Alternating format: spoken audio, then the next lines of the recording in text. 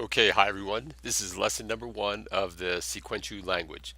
For those of you who don't know, this is based on my book right here, Sikwenchu, the New Universal Language Breakthrough, and it's on the Amazon store right now, or you can find it indirectly at sequenchupress.com. All right, so the simplicity of the language is based on two key factors. One is the simplicity of the grammar, and also the way I categorize and encode nouns, verbs, adjectives, adverbs, etc.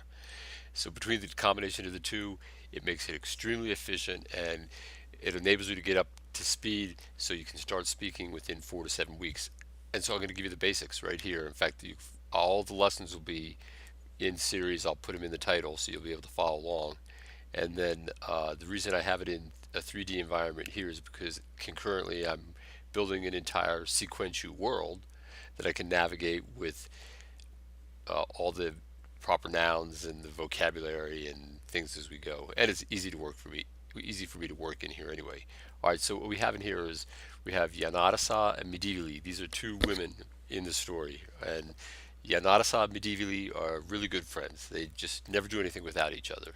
And but what it really is Yanadasa and Medivali are really just memory jogs. So Yanadasa is a memory jog for right here. This is Ya,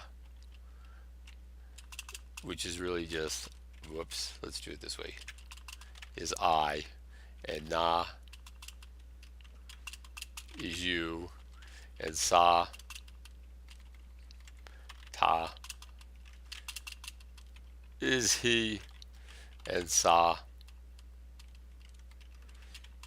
is she. All right, so Yanadasa. So that's how you remember. And so the reason I do things this way is because it keeps it simple. Let's say when you phrase a sentence, if you have seen an introductory video, if I wanted to say I went, it was Ya Di Chu. For those of you who haven't seen it, Ya is I, D is a tense marker that represents the simple past, and it precedes the verb, and the verb is chu, which means to go. So it really just changes the tense, I mean the verb, into have went. So yadichu is I went, like that. And if I do yamichu, it is I will go, like this. Okay, so just by changing the tense marker, which are the tense markers that you see up in here, me for the future tense, D past tense, V is like the have tense. So I could also say in here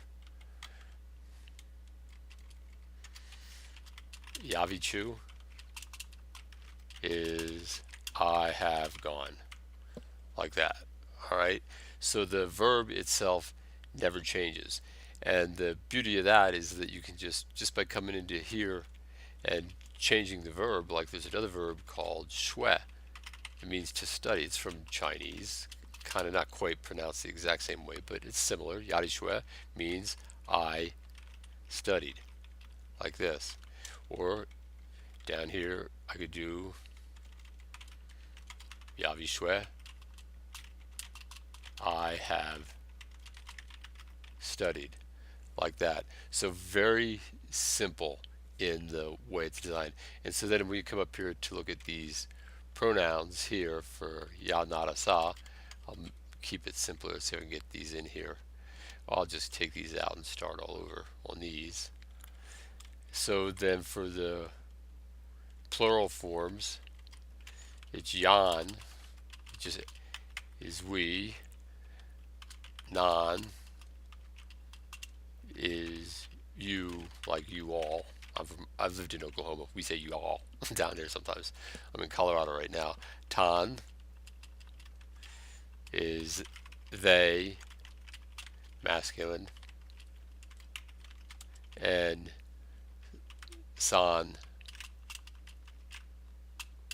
is they, feminine, like that, right? So we just say Yanti Shwe is we studied, right? Or Yan Vi Shwe we have studied.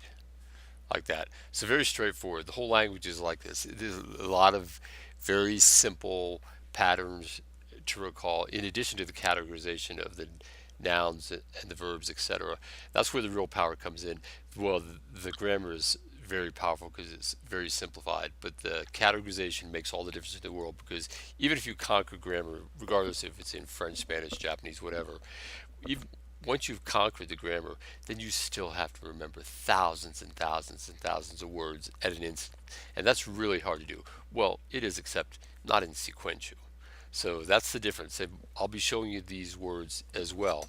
But this is kind of just the basics of the lessons with Yanarasa and Medievally. So if you just remember these two memory jogs, these two gals, Yanarasa, Medievally, then it'll help you build these sentences as we go along. Okay, that's it for lesson number 1, and I'll see you in the next lesson.